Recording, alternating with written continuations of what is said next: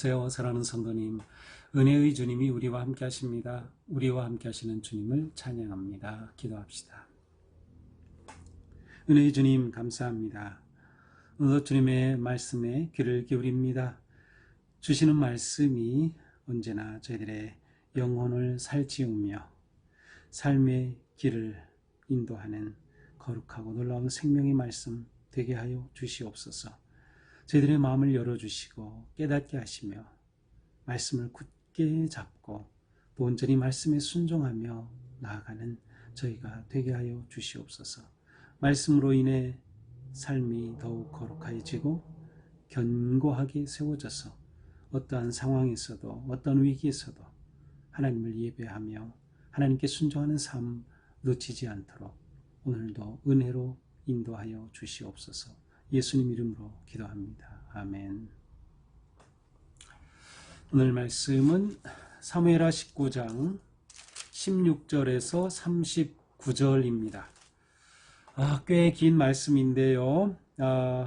읽어보겠습니다. 바후림에 있는 베냐민 사람 게라의 아들 시므이가 급히 유다 사람과 함께 다윗 왕을 맞으러 내려올 때에 베냐민 사람 1000명이 그와 함께하고 사울 집안의 종 시바도 그의 아들 15과 종 20명과 더불어 그와 함께하여 요단강을 밟고 건너 왕 앞으로 나오니라. 왕의 가족을 건너가게 하며 왕이 좋게 여기는 대로 쓰게 하려 하여 나룻배로 건너가니 왕이 요단을 건너가게 할 때에 게라의 아들 시므이가 왕 앞에 엎드려 왕께 아뢰되 내 주여 원하건대 내게 죄를 돌리지 마옵소서. 내 주 왕께서 예루살렘에서 나오시던 날에 종의 패역한 일을 기억하지 마시오며 왕의 마음에 두지 마옵소서. 왕의 종 내가 범죄한 줄 9개에 오늘 요셉의 온 족속 중 내가 먼저 내려와서 내 주 왕을 영접하나이다 하니 스루야의 아들 아비새가 대답하여 이르되 시므이가 여호와의 기름 부으신 자를 저주하였으니 그로 말미암아 죽어야 마땅하지 아니하니까 하니라. 다윗이 이르되 스루야의 아들들아 내가 너희와 무슨 상관이 있기에 너희가 오늘 나의 원수가 되느냐. 오늘 어찌하여 이스라엘 가운데서 사람을 죽이겠느냐. 내가 오늘 이스라엘의 왕이 된 것을 내가 알지 못하리요 하고 왕이 시므이에게 이르되 내가 죽지 아니하리라 하고 그에게 맹세하니라. 사울의 손자 무비보셋이 내려와 왕을 맞으니 그는 왕이 떠난 날부터 평안히 돌아오는 날까지 그의 발을 맵시내지 아니하며 그의 수염을 깎지 아니하며 옷을 빨지 아니하였더라. 예루살렘에서 와서 왕을 맞을 때에 왕이 그에게 이르되 무비보셋이여 네가 어찌하여 나와 함께 가지 아니하였더냐 하니 대답하되 내 주 왕이여 왕의 종인 나는 다리를 절므로 내 나귀에 안장을 지어 그 위에 타고 왕과 함께 가려 하였더니 내 종이 나를 속이고 종인 나를 내 주 왕께 모함하였나이다. 내 주 왕께서는 하나님의 사자와 같으시니 왕의 처분대로 하시옵소서. 내 아버지의 온 집이 내 주 왕 앞에서는 다만 죽을 사람이 되지 아니하였나이까. 그러나 종을 왕의 상에서 음식 먹는 자 가운데 두셨사오니 내게 아직 무슨 공의가 있어서 다시 왕께 부르짖을 수 있사오리까 하니라. 왕이 그에게 이르되 네가 어찌하여 또 네 일을 말하느냐. 내가 이르노니 너는 시바와 밭을 나누라 하니 무비보셋이 왕께 아뢰되 내 주 왕께서 평안히 왕궁으로 돌아오시게 되었으니 그로 그 전부를 차지하게 하옵소서 하니라. 길앗 사람 바르실레가 왕이 요단을 건너가게 하려고 로글림에서 내려와 함께 요단에 이르니 바르실레는 매우 늙어 나이가 80세라. 그는 큰 부자이므로 왕이 마하나임에 머물 때에 그가 왕을 공궤하였더라. 왕이 바르실레에게 이르되 너는 나와 함께 건너가자. 예루살렘에서 내가 너를 공궤하리라. 바르실레가 왕께 아뢰되 내 생명의 날이 얼마 있사옵게 어찌 왕과 함께 예루살렘으로 올라가리까. 내 나이가 이제 80세라 어떻게 좋고 흉한 것을 분간할 수 있사오며 음식의 맛을 알 수 있사오리까. 이 종이 어떻게 다시 노래하는 남자나 여인의 소리를 알아들을 수 있사오리까. 어찌하여 종이 내 주 왕께 아직도 누를 끼치리까. 당신의 종은 왕을 모시고 요단을 건너려는 것뿐이거늘 왕께서 어찌하여 이 같은 상으로 내게 갚으려 하시나이까. 청하건대 당신의 종을 돌려보내시옵소서. 내가 내 고향 부모의 묘 곁에서 죽으려 하나이다. 그러나 왕의 종 김함이 여기 있사오니 청하건대 그가 내 주 왕과 함께 건너가게 하시옵고 왕의 처분대로 그에게 베푸소서 하니라. 왕이 대답하되 김함이 나와 함께 건너가리니 나는 내가 좋아하는 대로 그에게 베풀겠고 또 내가 내게 구하는 것은 다 너를 위하여 시행하리라 하니라. 백성이 다 요단을 건너매 왕도 건너가서 왕이 바르실레에게 입을 맞추고 그에게 복을 비니 그가 자기 곳으로 돌아가니라. 아멘.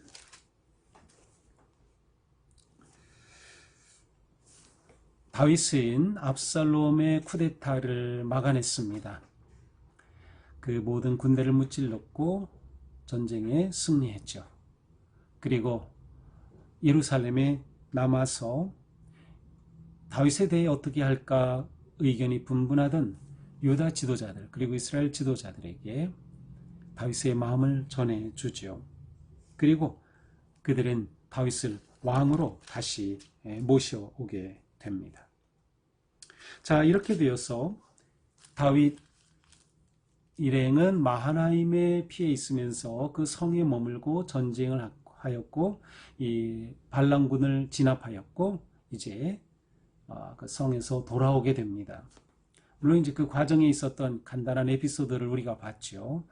다윗이 너무나도 압살롬의 죽음으로 인해 슬퍼할 때 요압이 나서서 왕이 이렇게 하면 안 된다고 단호하게 요청하였고 다윗이 왕으로서 그의 이제 임무를 수행하는 내용을 이제 보았습니다. 자, 이렇게 다윗 일행이 이제 요단을 건너서 돌아올 때에 만났던 사람들의 이야기가 오늘 본문입니다. 자, 16절부터죠. 맨 처음 이제 이 요단 그러니까 서편에서 다윗을 맞으러 나온 사람이 시므이와 시바라고 하는 사람이었습니다. 16절에 보니까 베냐민의 사람 게라의 아들 시므이가 급히 유다 사람과 함께 왕을 맞으러 내려왔습니다. 그런데 이때 시므이는 17절에 보니까 베냐민 사람 1,000명을 거느리고 그와 함께하고 다윗에게 왔어요. 물론 1,000명이 요단을 건넌 것 같지는 않고요. 1,000명을 대동하고 와서 이제 시므이와 이제 몇몇 사람이 왕을 맞으러 나온 셈이죠. 이제 그 가운데 시므이도 있고 17절에 보니까 시바도 그의 15 아들 15명과 종 20명과 함께 이제 왕 앞으로 나왔습니다. 자, 이 사람들이 왕 앞에 나왔다는 것이 좀 특이하죠. 이들은 다윗이 발람군을 진압했다는 소식을 듣자마자 어떻게 우리가 다윗을 제일 빨리 맞을까? 왜냐하면 그것은 무엇인가? 그들에게뿐만 아니라 다윗에게도 아주 깊은 인상을 줄 수 있는 그러한 행동이었기 때문이죠. 자, 그래서 다윗을 맞이하게 됩니다. 18절에 보니까 왕이 가족을 건너가게 하여 왕이 좋게 여기는 대로 쓰게 하려 하여 나룻배로 건너가니 왕이 요단을 건너가게 할 때 게라의 아들 시므이가 왕 앞에 엎드려. 자, 다윗이 이제 배로 요단을 건너려고 하는데 시므이가 이제 와서 왕 앞에 엎드립니다. 이렇게 하여 다윗을 맞이한 첫 번째 사람이 되는 거죠. 자, 시므이가 이렇게 말하죠. 주여, 원하건대 내게 죄를 돌리지 마옵소서. 내 주 왕께서 예루살렘에서 나오시던 날에 종의 패역한 일을 기억하지 마시오며 왕의 마음에 두지 마옵소서. 시므이는 지금 다윗에게 와서 자기가 다윗이 반란을 피해서 피난할 때 일어났던 그 일, 자기가 다윗에게 했던 패역한 일에 대해서 기억하지 말아달라고 말합니다. 그 왕의 마음에 두지 마옵소서라고 말하죠. 자기가 잘못한 거를 알고 있습니다. 그러나 여기 보면 자기를 용서해달라든지 아니면 깊이 회개하는 그런 마음은 보이지 않습니다. 단지 자기가 행했던 것을 기억하지 말아달라. 쉽게 말하면 자기를 죽이지 말아달라라는 그런 의미가 담겨 있습니다. 자, 이 사건은 이제 사무엘하 16장에 가서 보면 나옵니다. 16장에 가서 보면 이러한 장면이 있어요. 16장 5절에 보니까 다윗이 이제 예루살렘 성에서 나와 피난하죠. 바후림에 이르렀습니다. 그런데 그곳에서 사울의 친족 한 사람 게라의 아들 시므이가 나타났어요.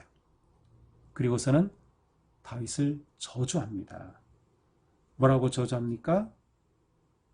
피를 흘린 자여, 사악한 자여, 가거라, 가거라.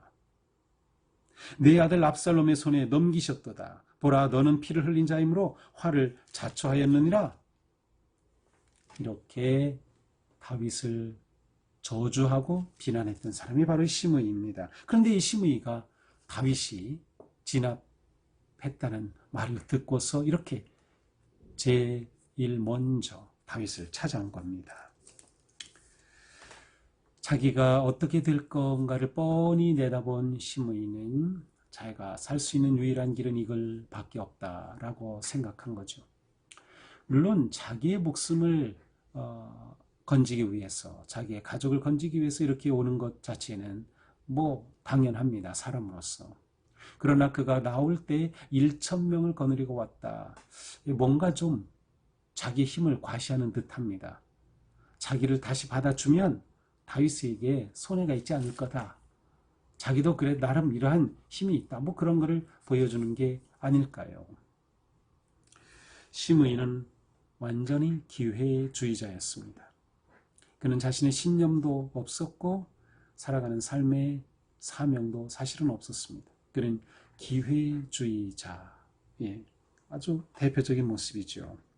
자, 이렇게 시므이가 오자 스루야의 아들 아비새, 이제 군사령관 중에 한 사람인 아비새, 그 요압의 동생이죠. 아비새가 나서서 이 시므이를 죽여야 마땅하다라고 말합니다. 이제 시므이의 목숨은 다윗에게 달렸습니다. 그런데 22절에 보니까 다윗은 이렇게 말합니다. 스루야의 아들들아, 내가 너희와 무슨 상관이 있기에 너희가 오늘 나의 원수가 되느냐? 오늘 어찌하여 이스라엘 사람 가운데서 사람을 죽이겠느냐? 내가 오늘 이스라엘의 왕이 된 것을 내가 알지 못하리요. 자, 여기 보니까 오늘 이라는 말을 3번씩이나 반복해요. 다윗이. 이것은 지금 이 순간이 아주 의미 있고 중요한 순간이라는 거예요. 다윗이 어떻게 결정하느냐가 다른 모든 유다 사람들, 나머지 사람들에게 어떠한 그 메시지를 보내주는 것이죠. 그러면서 자신이 왕이 된 것, 오늘 내가 다시 왕위를 회복한 것인데 이날에 내가 어떻게 사람을 죽일 수 있겠느냐. 이스라엘의 왕인 다윗이 어떻게 왕이 백성을 죽이겠느냐는 거야. 시므이가 자신을 저주하고 그렇게 했지만 그러나 이것은 바로 왕으로서 그렇다고 그를 죽일 게 아니다라고 하는 것이 다윗의 대답이었습니다. 그래서 23절에 말하죠. 시므이에게 말합니다. 내가 죽지 아니하리라. 자, 24절부터는 이제 또 다른 사람 무비보셋을 만나게 됩니다. 이 무비보셋이 내려와서 왕을 맞이합니다. 이 무비보셋은 누구입니까?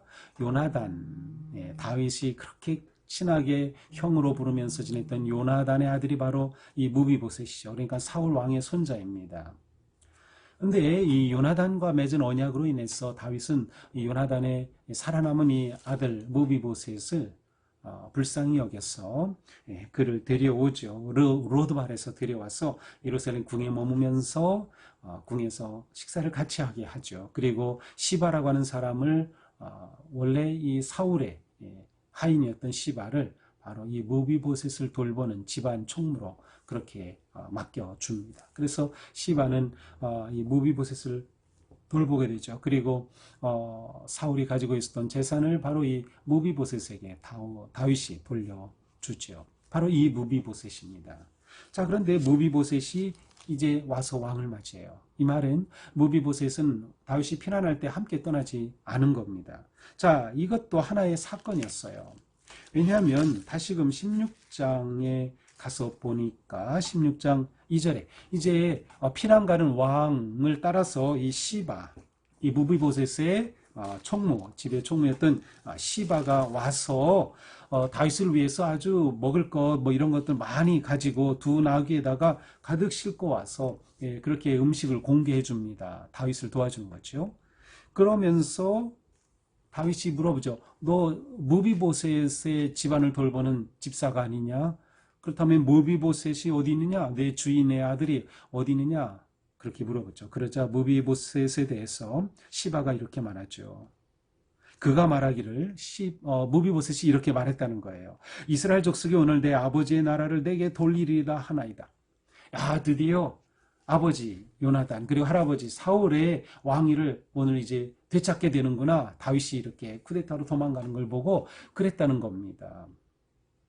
그런데 무비보셋이 지금 다윗에게 와서 말하는 것입니다. 무비보셋은 다윗이 이렇게 쿠데타를 피해서 도망가 있는 동안에 24절에 보니까 발에 맵시를 내지 아니하고 발을 닦지도 않고 또 수염을 깎지도 않고 옷을 빨지도 않고 그야말로 애통해하면서 다윗의 이 위기와 고난에 동참하였어요. 그러니까 이 다윗이 볼 때 이상하죠. 그래서 무비보셋에게 확인합니다. 25절 내가 어찌하여 나와 함께 가지 아니하였느냐. 내가 피난할 때도 왜 함께 안 갔던 거지? 라고 묻죠. 그러자 무비보셋이 26절에 대답합니다. 제가 다리를 절므로. 무비보셋은 다리를 절어요. 5살 때 바로 사울과 요나단이 그날 죽죠. 죽는 그날에 그 소식을 듣고 궁에서 도망하다가 이 유모가 5살 난 무비보셋을 떨어뜨려 가지고 다리를 다쳤어요. 그래서 다리를 절게 되었습니다. 두 다리를 다 절게 되는 거죠. 바로 그런 상황이 되었어요. 그러므로 내 나귀의 안장을 지어 그 위에 타고 왕과 함께 가려 하였지만 왕과 함께 피난에 참여하라고 하였지만 내 종이 시바가 나를 속이고 종이 나를 내 주 왕께 모함하였나이다. 시바가 왕께 저에 대해서 모함했습니다. 라고 말합니다. 드디어 진실이 밝혀집니다. 하지만 무비보셋은 그러니까 자기의 원한을 갚아달라 뭐 그런 것이 아니라 27절에 보니까 하지만 저는 왕의 처분대로 그대로 받겠습니다. 라고 겸손하게 말하죠. 그러면서 내 아버지 집은 왕께 다윗에 대해서 그야말로 죽은 그러한 가족이 되지 않았습니까? 그러나 저를 이렇게 음식궁에서 먹게 해주고 저를 거둬주셨는데 제가 어찌 왕을 배반하겠습니까? 저를 이렇게 사랑해 주셨는데.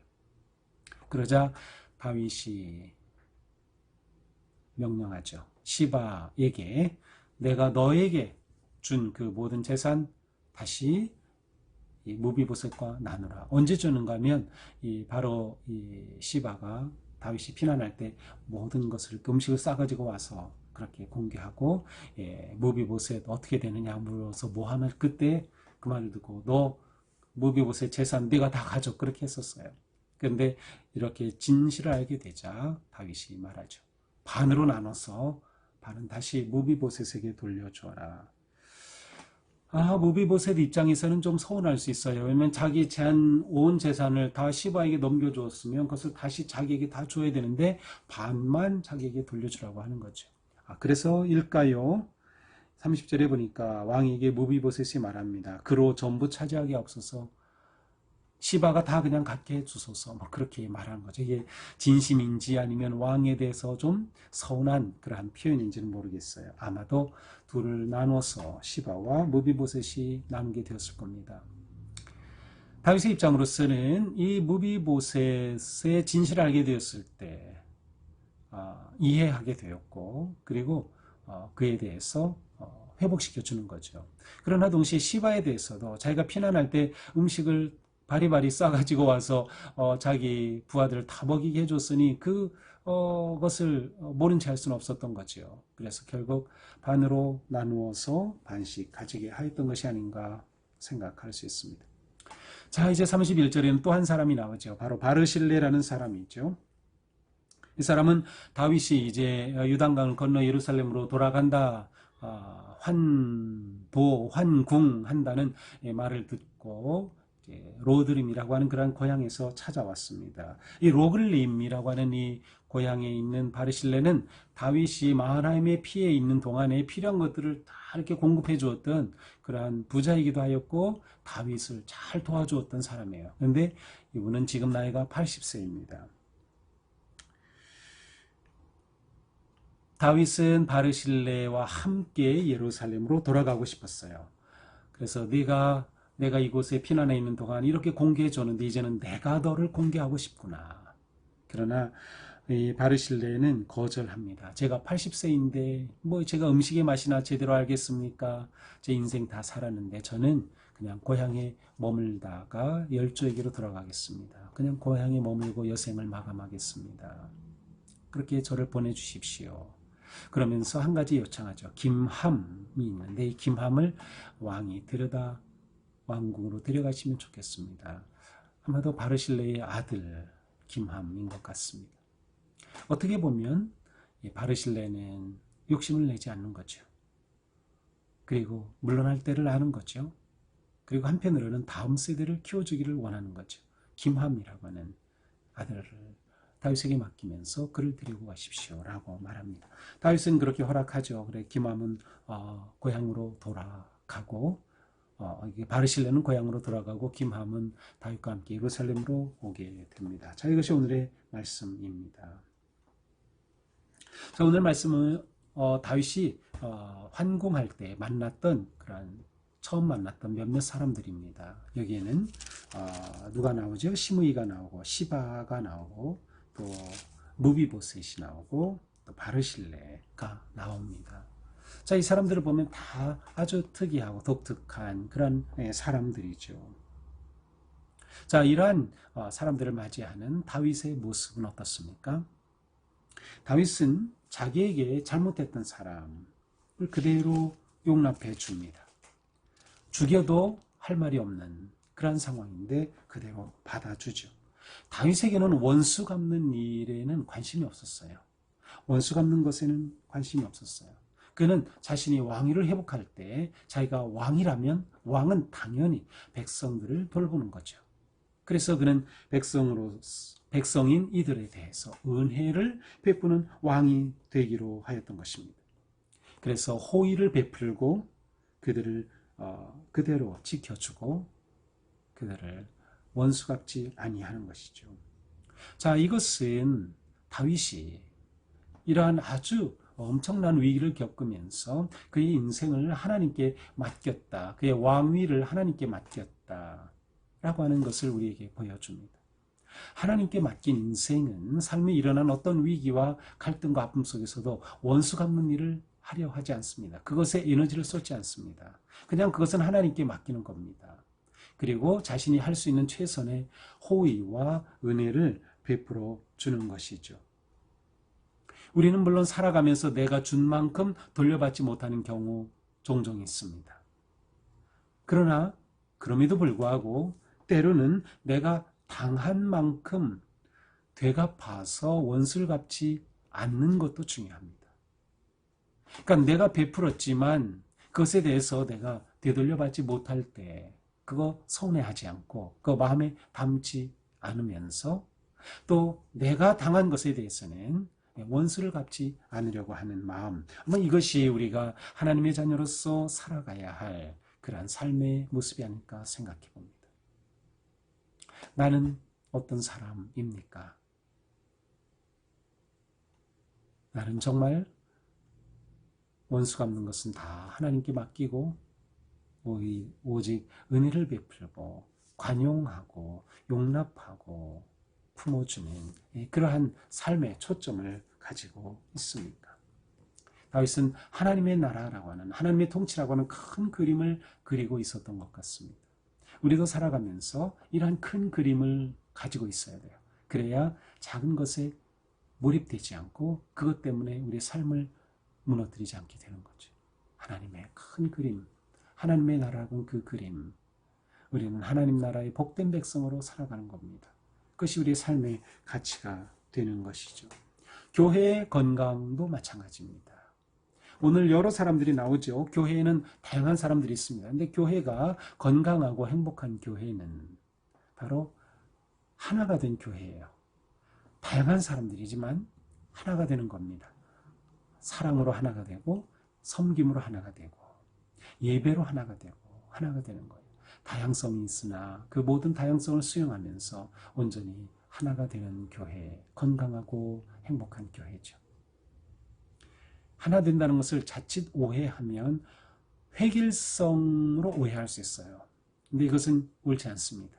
과거에는 그랬어요. 과거에는 획일성으로 모든 것을 다 똑같이 이렇게 규격화하고 그것은 아닙니다. 모두가 다 다양하고 다양성을 인정하지만 오직 그리스도의 사랑으로 하나가 될 수 있는 그러한 삶, 그러한 교회, 바로 하나님의 나라이고 우리가 추구해야 할 이러한 삶이 되기 위해서는 무엇이 필요할까요? 역시 다윗처럼 관용하고 용서하고 또 은혜를 베풀고자 하는 그러한 삶의 초점이 우리에게 있어야 할 것입니다. 오늘 하루 사는 동안 우리의 삶이 하나님의 은혜를 베풀고 나누는 삶, 천국을 이루어가는 삶, 하나님의 자녀의 거룩함을 지켜가는 그런 복된 하루가 되기를 축복합니다. 기도합시다. 주님, 저희들은 살아가면서 내가 당한 것을 갚으려고 하고 원수 갚으려고 하는 그러한 마음, 때로는 우리가 베푼 만큼 돌려받지 못한 것에 대한 서운함도 있습니다. 그러나 우리는 하나님의 자녀이기에 또 하나님이 베풀으신 은혜와 사랑이 너무도 놀랍기에 모든 것 다 하나님께 맡기고 다윗처럼 품어주고 관용할 수 있는 마음을 우리에게 허락하여 주시옵소서. 우리가 살아가는 하루하루 삶 속에서 참된 평화와 기쁨을 누리게 하시며 우리가 하나님의 사랑으로 온전히 하나가 되어 거룩하고 복된 믿음의 공동체를 세워가게 하여 주시옵소서. 오늘도 주님 우리의 길을 선하고 복된 길로 인도하여 주옵소서. 예수님 이름으로 기도합니다. 아멘. 네, 오늘도 주님 안에서 우리의 삶이 거룩하고 또 행복하기를 축복합니다. 사랑합니다.